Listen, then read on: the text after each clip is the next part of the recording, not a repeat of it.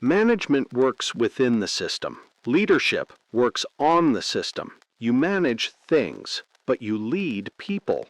Fundamental to putting first things first in our lives is leadership before management. Am I doing the right things before am I doing things right? What are the underlying paradigms that produce these kinds of results? Efficiency, control, management, competence, chronos. Are these accurate maps of the territory? Do they fulfill the expectations they create around quality of life? The very fact that we invest increasing effort in techniques and tools based on these paradigms, and that the fundamental problem remains, in many cases in fact it's exacerbated, is a good indication that the basic paradigms are flawed. Think back to some of the concerns we identified earlier. My life is hectic. I'm running all day. Meetings, phone calls, paperwork, appointments. I push myself to the limit, fall into bed exhausted, and get up early the next morning to do it all again. My output is tremendous. I'm getting a lot done. But I get this feeling inside sometimes. So what? What are you doing that really counts? I have to admit, I don't know. The within is ceaselessly becoming the without, said James Allen, author of the classic As a Man Thinketh. From the state of a man's heart proceed the conditions of his life. His thoughts blossom into deeds, and his deeds bear the fruitage of character and destiny. Understanding these underlying paradigms of time management is vitally important because our paradigms are the maps of our minds and hearts out of which our attitudes and behaviors and the results in our lives grow. It creates something of a see, do, get cycle. The way we see, our paradigm, leads to what we do, our attitudes and behaviors, and what we do leads to the results we get in our lives. So if we want to create significant change in the results, we can't just change attitudes and behaviors, methods or techniques. We have to change the basic paradigms out of which they grow.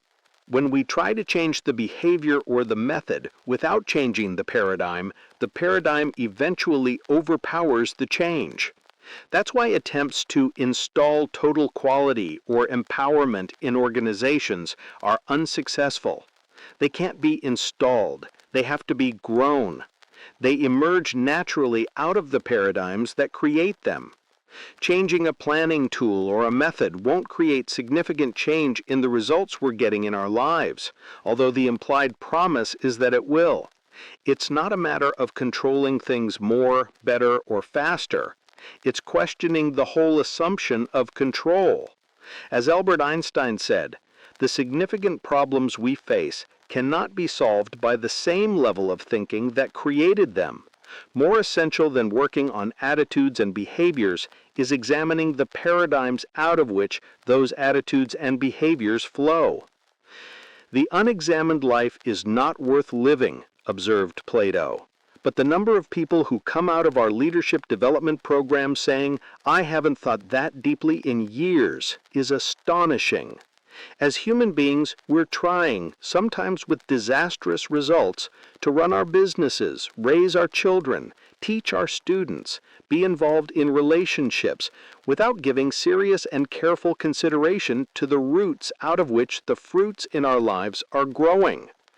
And somehow time management is something of a mechanical skill, segmented from these vital things we spend our time trying to do. One thing's for sure. If we keep doing what we're doing, we're going to keep getting what we're getting. One definition of insanity is to keep doing the same things and expect different results. If time management were the answer, surely the sheer abundance of good ideas would have made a big difference by now.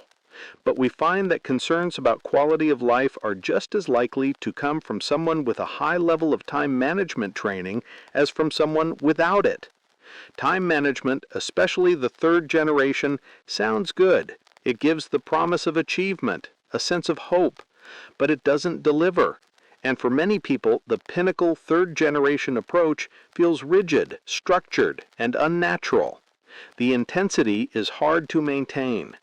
The first thing many do when they get ready to go on vacation is to leave their planners, the symbols of the third generation, at home. There's clearly a need for a fourth generation, one that embraces all the strengths of generations 1, 2, and 3, but eliminates the weaknesses and moves beyond. This requires a paradigm and an approach that is not different by degree, but in kind, a fundamental break with less effective ways of thinking and doing. More than an evolution, we need a revolution. We need to move beyond time management to life leadership, to a fourth generation based on paradigms that will create quality of life results. Anything less than a conscious commitment to the important is an unconscious commitment to the unimportant. As we begin this chapter, take a moment to consider your answer to the following questions. What is the one activity that you know if you did superbly well and consistently would have significant positive results in your personal life? What is the one activity that you know if you did superbly well and consistently would have significant positive results in your professional or work life? If you know these things would make such a significant difference, why are you not doing them now? As you consider your response, let's look at the two primary factors that drive our choices concerning how we use our time: urgency and importance. Although we deal with both factors, one of them is the basic paradigm through which we view our time and our lives. The fourth generation is based on the importance paradigm. Knowing and doing what's important rather than simply responding to what is urgent is foundational to putting first things first. As you go through this chapter, we'll ask you to examine your own paradigms carefully. Whether you're operating from a paradigm of urgency or one of importance has a profound effect on the results you're getting in your life. Few of us realize how powerfully urgency affects our choices. The phone rings, the baby cries, someone knocks at the door, a deadline approaches. I need this now. I'm in a jam. Can you come right over? You're late for your appointment. How much does urgency control your life? There are many indexes to consult. These can be found on the Stephen Covey website and other business planners. We'd like to suggest that you take a few moments and look at some of the attitudes and behaviors that grow out of it as reflected the many indexes available online. The degree to which you relate to the statements in the indexes will give you some idea of the extent to which you may be looking at life through a paradigm of urgency. If most of your responses are on the low end, the urgency paradigm is probably not a significant factor in your life. If they're in the middle or toward the higher end, there's a good chance urgency is your fundamental operational paradigm. If your responses are consistently high, urgency may be more than just the way you see. It may actually be an addiction. Some of us get so used to the adrenaline rush of handling crises that we become dependent on it for a sense of excitement and energy. How does urgency feel? Stressful? Pressured? Tense? Exhausting? Sure, but let's be honest, it's also sometimes exhilarating. We feel useful, we feel successful, we feel validated, and we get good at it. Whenever there's trouble, we ride into town, pull out our 6-shooter, do the varmint in, blow the smoke off the gun barrel, and ride into the sunset like a hero. It brings instant results and instant gratification. We get a temporary high from solving urgent and important crises. Then when the importance isn't there, the urgency fix is so powerful we are drawn to do anything urgent just to stay in motion. People expect us to be busy, overworked. It's become a status symbol in our society. If we're busy, we're important. If we're not busy, we're almost embarrassed to admit it. Busyness is where we get our security. It's validating, popular, and pleasing. It's also a good excuse for not dealing with the first things in our lives. I'd love to spend quality time with you, but I have to work. There's this deadline. It's urgent. Of course you understand. I just don't have time to exercise. I know it's important, but there are so many pressing things right now. Maybe when things slow down a little. Urgency addiction is a self-destructive behavior that temporarily fills the void created by unmet needs. And instead of meeting these needs, the tools and approaches of time management often feed the addiction. They keep us focused on daily prioritization of the urgent. Addiction to urgency is every bit as dangerous as other commonly recognized dependencies. The following list of characteristics comes out of recovery literature, not even connected with time management. It deals primarily with addiction to such things as chemical substances, gambling, and overeating. But look at the similarities. The addictive experience. 1. Creates predictable, reliable sensations. 2. Becomes the primary focus and absorbs attention. 3. Temporarily eradicates pain and other negative sensations. 4. Provides artificial sense of self-worth, power, control, intimacy, accomplishment. 5. Exacerbates the problems and feelings it is sought to remedy. 6. Worsens functioning, creates loss of relationships. How well these characteristics describe urgency addiction, and our society is literally inundated with it. Everywhere we turn, urgency addiction is reinforced in our lives and in our culture. Roger. At one of our programs, I'd just gone through the urgency index with a group of senior executives from a multinational firm. At the break, the senior manager from Australia came up to me with a wry smile on his face. "I can't believe it," he exclaimed. "I am absolutely addicted. It's the whole culture of our business. We live from crisis to crisis. Nothing ever gets done until somebody says it's urgent."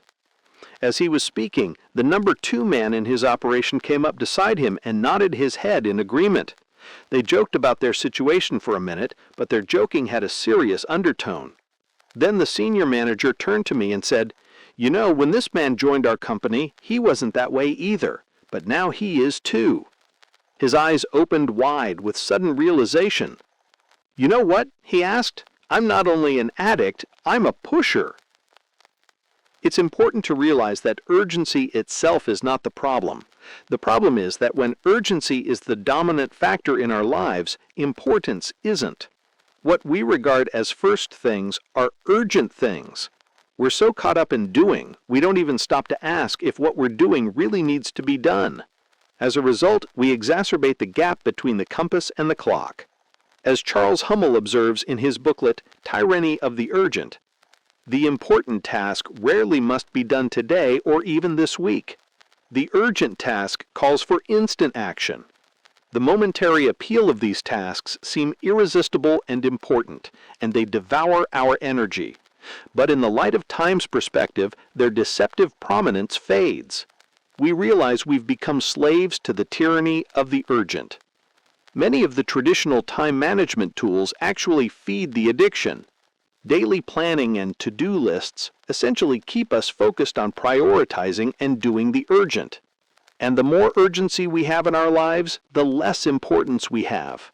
Many important things that contribute to our overall objectives and give richness and meaning to life don't tend to act upon us or press us. Because they're not urgent, they are the things that we must act upon. In order to focus on the issues of urgency and importance more effectively, let's look at the time management matrix below. As you can see, it categorizes our activities into 4 quadrants. We spend time in one of these 4 ways. Quadrant 1 represents things that are both urgent and important. Here's where we handle an irate client, meet a deadline, repair a broken-down machine, undergo heart surgery, or help a crying child who has been hurt. We need to spend time in Quadrant 1. This is where we manage, where we produce, where we bring our experience and judgment to bear in responding to many needs and challenges. If we ignore it, we become buried alive. But we also need to realize that many important activities become urgent through procrastination or because we don't do enough prevention and planning. Quadrant 2 includes activities that are important but not urgent. This is the quadrant of quality. Here's where we do our long-range planning, anticipate and prevent problems, empower others, broaden our minds and increase our skills through reading and continuous professional development. Envision how we're going to help a struggling son or daughter. Prepare for important meetings and presentations, and invest in relationships through deep, honest listening. Increasing time spent in this quadrant increases our ability to do. Ignoring this quadrant feeds and enlarges quadrant 1, creating stress, burnout, and deeper crises for the person consumed by it. On the other hand, investing in this quadrant shrinks quadrant 1. Planning, preparation, and prevention keep many things from becoming urgent. Quadrant 2 does not act on us. We must act on it. This is the quadrant of personal leadership.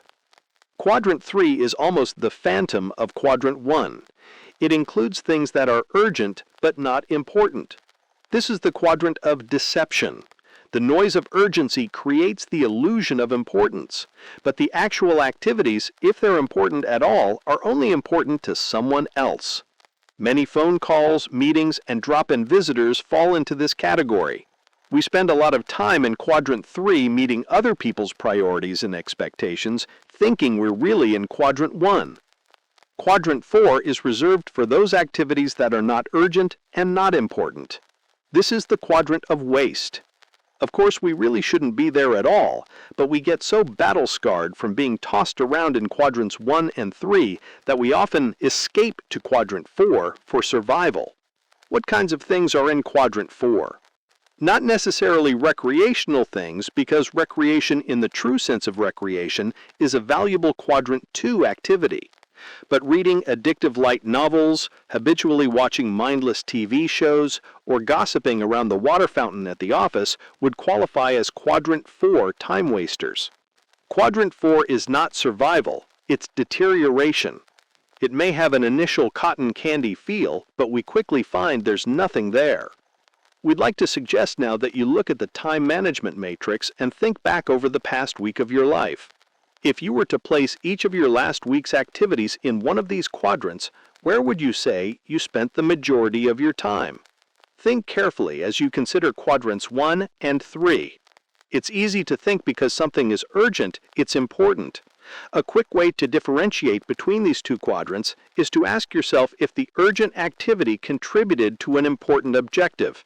If not, it probably belongs in quadrant 3. If you're like most of the people we work with, there's a good chance you spent the majority of your time in quadrants I and 3. And what's the cost?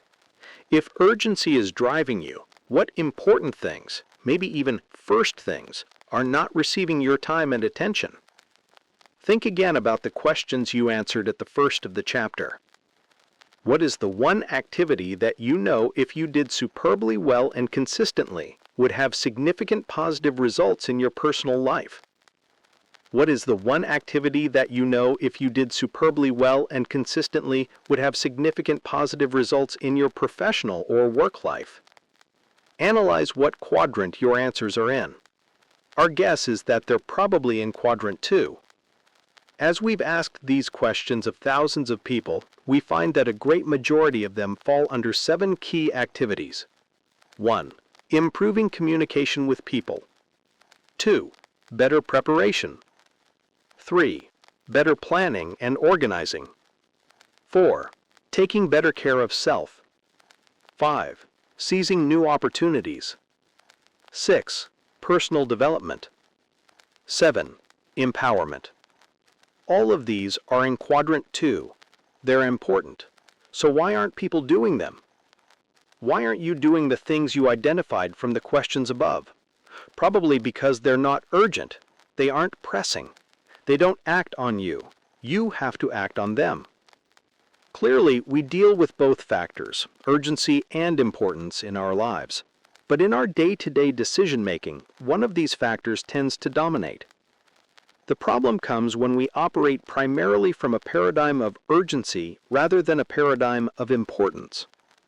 When we operate out of the importance paradigm, we live in quadrants 1 and 2. We're out of quadrants 3 and 4, and as we spend more time in preparation, prevention, planning, and empowerment, we decrease the amount of time we spend putting out fires in quadrant 1. Even the nature of quadrant 1 changes. Most of the time, we are there by choice rather than default. We may even choose to make something urgent or timely because it's important. An associate shared this experience. Recently, one of my friends was going through a crisis in her relationship.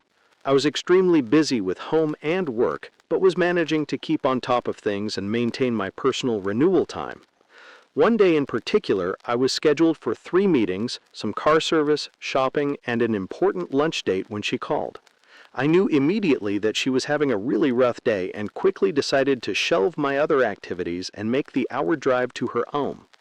I knew that my next day would be heavy in Quadrant 1 activities because there were things I wasn't going to be able to do today in preparation. But this was important, very important. I chose to place myself in a position where I would live with urgency, but it was a decision I could feel good about. In our seminars, we often ask people to identify the feelings they associate with the different paradigms. When they talk about urgency, they typically use words such as stressed out, used up, unfulfilled, and worn out. But when they talk about importance, they use words like confident, fulfilled, on track, meaningful, and peaceful. You might try this exercise yourself. How do you feel when operating from one paradigm or the other? These feelings can tell you a lot about the source of the results you're getting in your life. Now, we know that real life is not as neat and tight and logical as the 4 quadrants would suggest. There's a continuum within and between each quadrant. There's some overlapping. The categories are a matter of degree as well as kind. Below are some common questions people ask about the matrix. Among all the urgent and important things that face us, how do we know what to do? This is the dilemma that fills our lives. It's what leads us to feel we need to hunker down and do more, faster. But almost always, there is one thing among all the others that should be done first. In a sense, there is a Quadrant 1 of Quadrant 1, or a Quadrant 2 of Quadrant 2. How we decide what's most important at any given time is one of the primary issues we'll address in the following chapters of this book. Is it bad to be in Quadrant 1? No, it's not.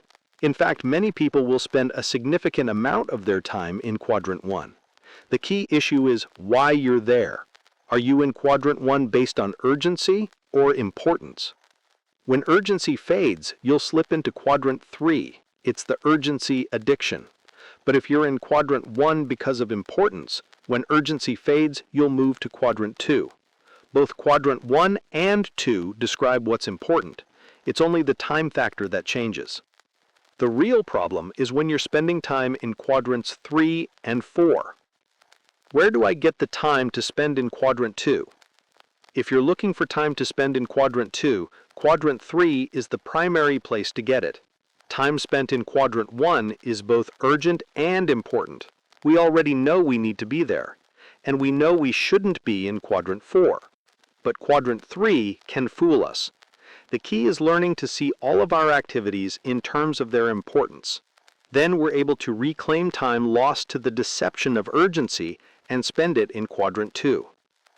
What if I'm in a Quadrant 1 environment? Some professions are by nature almost completely in Quadrant 1. For example, it's the job of firefighters, many doctors and nurses, police officers, news reporters, and editors to respond to the urgent and important. For these people, it's even more critical to capture Quadrant 2 time for the simple reason that it builds their capacity to handle Quadrant 1. Time spent in Quadrant 2 increases our capacity to do. Is there anything in Quadrant 1 that doesn't act on us and demand our attention right now? Some things are crises or problems in the making if we don't attend to them. We can choose to make these things urgent. In addition, what may be a Quadrant 2 activity to an organization, such as long-term visioning, planning, and relationship building, may be Quadrant 1 to its top executive. This is his or her unique charge. The need for these things is great, and the consequences of either doing these things or not doing them are significant. The need for that executive is now, it's urgent, and it must be acted on. The value of the matrix is that it helps us to see how importance and urgency affect the choices we make about how to spend our time. It allows us to see where we spend most of our time and why we spend it there. We can also see that the degree to which urgency is dominant is the degree to which importance is not. Like chemical abuse, urgency addiction is a temporary painkiller used in excess.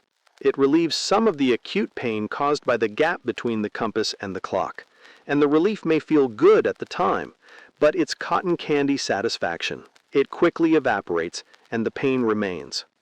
Simply doing more faster fails to get at the chronic causes, the underlying issues, the reason for the pain. It's doing second or third or fourth things faster, but doing nothing to really solve the chronic pain that comes from not putting first things first. To get at the chronic issues requires a different kind of thinking. It's like the difference between prevention and treatment thinking in medicine. Treatment deals with the acute or the painful level of illness. Prevention deals with lifestyle issues and the maintenance of health. These are two different paradigms, and even though a doctor may operate out of both paradigms, one paradigm usually predominates. I've had physicals from doctors who operate out of both paradigms, and they are altogether different. They're looking for different things. For example, I've had doctors who operate primarily out of the treatment paradigm look at my blood chemistry and report that because the total cholesterol was less than 200, I was okay. I've had doctors with a prevention paradigm look at the blood chemistry, particularly the LDL, HDL, total cholesterol ratio, and say that I was not okay, that I was in a moderate risk area, and prescribe a regimen of exercise, diet, and medication. Most of us realize that a good percentage of the health problems we have are lifestyle related. Without an extreme wake-up call, such as a heart attack, many of us live in a rescue fantasy. We live the way we want to live, little or no exercise, poor nutrition, burning the candle at both ends, and when we have a problem, we expect the medical profession to pick up the pieces. While we may be able to diminish the pain with prescriptions and Band-Aids, if we're really going to make a difference, we need to go to the underlying root cause of the pain. We need to attend to prevention in a profound way. The same is true in all areas of our lives. As Oliver Wendell Holmes said, "I wouldn't give a fig for the simplicity on this side of complexity. I would give my right arm for the simplicity on the far side of complexity." The simplistic answers on this side of complexity do not address the full reality we're in. They may give a sense of being quick and easy, but their promise is empty, and most people know it. It's our experience that people are tired of the Band-Aids and aspirin offered by quick-fix solutions and personality ethic techniques. They want to address and resolve the chronic issues that keep them from putting first things first in their lives. In the following chapter, we'd like to go beyond the acute pain of the problems we've talked about in chapters 1 and 2 and into the chronic underlying causes. We'd like to move through the heart of complexity, through the full reality that impacts our time and the quality of our lives. The 3 ideas in Chapter 3 may challenge your thinking, but we encourage you to pay the price and interact with these ideas on a deep personal level. We believe they will affirm a deeper knowing that transcends your paradigms and will empower you to create maps that accurately describe the territory. Out of these ideas, on the far side of complexity, come the simple and powerful paradigms and processes in Section 2 that will empower you to more effectively put first things first in your life. Chapter 3. To live, to love, to learn, to leave a legacy. As we move from urgency to importance, we encounter the fundamental question at hand. What are first things, and how do we put them first in our lives? At the heart of the 4th generation are 3 fundamental ideas that empower us to answer that question. 1. The fulfillment of the 4 human needs and capacities. 2. The reality of true north principles. 3. The potentiality of the 4 human endowments. 1. The fulfillment of the 4 human needs and capacities. There are certain things that are fundamental to human fulfillment. If these basic needs aren't met, we feel empty, incomplete. We may try to fill the void through urgency addiction, or we may become complacent, temporarily satisfied with partial fulfillment. But whether or not we fully acknowledge or address these needs on a conscious level, deep inside we know they're there, and they're important. We can validate them through our own experience. We can validate them through the experience of other people. We can validate them through our combined experience that stretches around the globe and throughout time. These needs have been recognized in the wisdom literature throughout time as vital areas of human fulfillment. The essence of these needs is captured in the phrase, to live, to love, to learn, to leave a legacy. The need to live is our physical need for such things as food, clothing, shelter, economic well-being, health. The need to love is our social need to relate to other people, to belong, to love, to be loved. The need to learn is our mental need to develop and to grow. And the need to leave a legacy is our spiritual need to have a sense of meaning, purpose, personal congruence, and contribution. How powerfully do these needs affect our time and the quality of our lives? You may find it helpful to think about the questions below. Do you have sustained energy and physical capacity throughout the day? Or are there things you'd like to do that you can't do because you feel tired, ill, or out of shape? Are you in a position of financial security? Are you able to meet your own needs and have resources set aside for the future? Or are you in debt, working long hours, and barely scraping by? Do you have rich, satisfying relationships with others? Are you able to work with others effectively to accomplish common purposes? Or do you feel alienated and alone, unable to spend quality time with the people you love, or challenged in trying to work with others because of misunderstanding, miscommunication, politicking, backbiting, or blaming and accusing? Are you constantly learning, growing, gaining new perspectives, acquiring new skills? Or do you feel stagnant? Are you being held back from career advancement or other things you'd like to do because you don't have the education or skills? Do you have a clear sense of direction and purpose that inspires and energizes you? Or do you feel vague about what's important to you and unclear about what you really want to do with your life? Each of these needs is vitally important. Any one of these needs unmet reduces quality of life. If you're in debt or poor health, if you don't have adequate food, clothing, and shelter, if you feel alienated and alone, if you're mentally stagnant, if you don't have a sense of purpose and integrity, your quality of life suffers. Vibrant health, economic security, rich, satisfying relationships, ongoing personal and professional development, and a deep sense of purpose, contribution, and personal congruence create quality of life. Any one of these needs unmet can become a black hole that devours your energy and attention.